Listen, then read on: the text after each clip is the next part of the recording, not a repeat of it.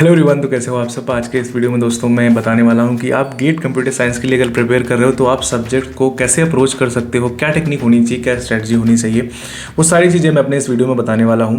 Suppose आप एक example से समझते हैं, ठीक है। वीडियो बहुत छोटा होने वाला है। सपोज़ एक सब्जेक्ट है एक्स, ठीक है। उसको आपने अच्छे से पढ़ा, मतलब उसकी आपने थ्योरी कंप्लीट करी। थ्योरी कंप्लीट करने के साथ साथ बच्चे गलती क्या करते हैं, थ्योरी कंप्लीट करी, उसके बाद कंप्लीट करके उसको रख दिया, चुपचाप बंद करके अगला सब्जेक्ट स्टार्ट कर दिया। ऐसा आपको नहीं करना है, ठीक है। आपको करना क्या है, सबसे पहले क्या करो, आप उस सब्जेक्ट को कंप्लीट करो, ठीक है। सब्जेक्ट को कंप्लीट करने के बाद जैसे आपका सब्जेक्ट कंप्लीट हुआ, सपोज आप टॉपिक वाइज कंप्लीट करो। जैसे आपने सपोज ओएस में मेमोरी मैनेजमेंट कंप्लीट किया, उस सब्जेक्ट को पढ़ो। पढ़ने के साथ साथ जैसे आपने टॉपिक कंप्लीट किया मेमोरी मैनेजमेंट, उसको रिवाइज करो।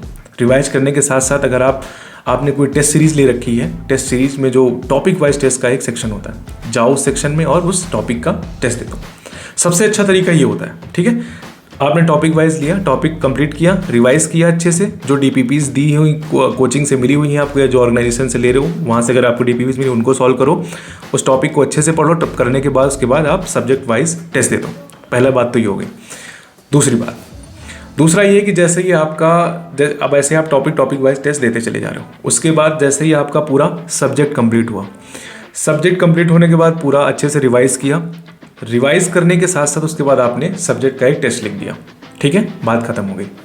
तीसरी बात, अब ऐसा नहीं करना है कि आपने उस सब्जेक्ट को कंप्लीट किया और कंप्लीट करने के बाद उसको बंद करके रख दिया।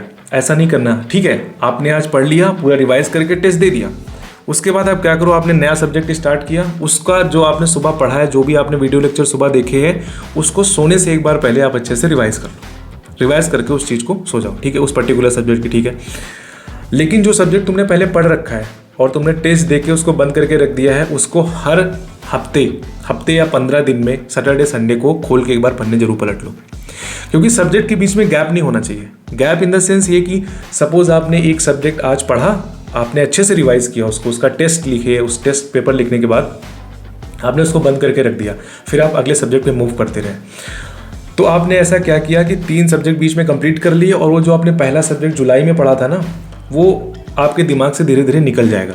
कहने का मतलब ये है कि आपने आज सब्जेक्ट जुलाई में कंप्लीट किया, उसके बाद आप नेक्स्ट सब्जेक्ट कंप्लीट करते चले गए, और जो वो सब्जेक्ट था वो धीरे धीरे हमारी कैश मेमोरी से निकलता चला गया। तो ये अच्छी अप्रोच नहीं। उस सब्जेक्ट को, जो सब्जेक्ट कंप्लीट करते जाओ ना, उनको भी 10 दिन या 15 दिन में, सैटरडे संडे, जो टाइम आपके लिए फ्लेक्सिबल हो, उस टाइम में आप उस चीज़ को पढ़ते जाओ। क्योंकि जो पुराना सब्जेक्ट है वो भी आपके दिमाग में थोड़ा थोड़ा रहना चाहिए। क्योंकि अगर आपने 4 महीने पहले कोई सब्जेक्ट पढ़ा है, उसके बाद आपने उसको अगर रिवाइज नहीं किया, तो वो सब्जेक्ट जो है टोटली रिमूव हो जाता है आपके दिमाग से, ठीक है। तो सब्जेक्ट को अप्रोच करने का क्या तरीका है, सबसे पहला स्टेप, उसको कंप्लीट करो, टॉपिक वाइज रिवाइज करो, और रोज रिवाइज करो, जो आपने पढ़ा वो रिवाइज करो। उसके बाद उसके टॉपिक वाइज टेस्ट लिखो, फिर कंप्लीट टेस्ट लिखो। उसका कंप्लीट टेस्ट लिखने के बाद जैसे वो कंप्लीट हो जाए, दूसरा तुम स्टार्ट करो। पर वो जो पहला वाला कंप्लीट किया है ना तुमने, उसको हर 10 दिन या 15 दिन बाद सैटरडे संडे को उसके पन्ने पलट दो, जिससे कि वो सब्जेक्ट भी आपके दिमाग में रहे। तो दोस्तों, अगर वीडियो पसंद आया तो वीडियो को लाइक करो, और गेट सीएससी की प्रिपरेशन के लिए अगर आप जा रहे हो तो एग्जाम प्रेप टूल को फॉलो करो। बहुत अच्छी ऑर्गेनाइजेशन है, जो फाउंडर है उससे 15 साल से ज़्यादा का एक्सपीरियंस है, जो फैकल्टीज़ हैं उसमें वो भी काफ़ी अच्छे हैं। AIR1 AIR2 टाइप के लोग वहाँ पे पढ़ा रहे हैं, तो आप वहाँ से एडमिशन ले सकते हो। जो फीस स्ट्रक्चर है उसका, वो भी डिसेंट अमाउंट में, ना ज़्यादा है ना कम है, एक मीडियम रेंज में है। तो उसकी जो लिंक है वो मैं अपने डिस्क्रिप्शन में दे दूंगा, वहाँ से जाकर आप इजीली अप्लाई कर सकते हैं, इजीली देख सकते हो उनकी वेबसाइट पे जाके क्या क्या कोर्सेज हैं। Web development, GATE CA, GATE DA, machine learning, जो भी कोर्स आप गेट कंप्यूटर साइंस के लिए जाना चाहते हो, वहाँ पे सारे कोर्सेज अवेलेबल हैं। तो दोस्तों, अगर वीडियो पसंद आए तो वीडियो को लाइक करो। तब तक के लिए दोस्तों, धन्यवाद।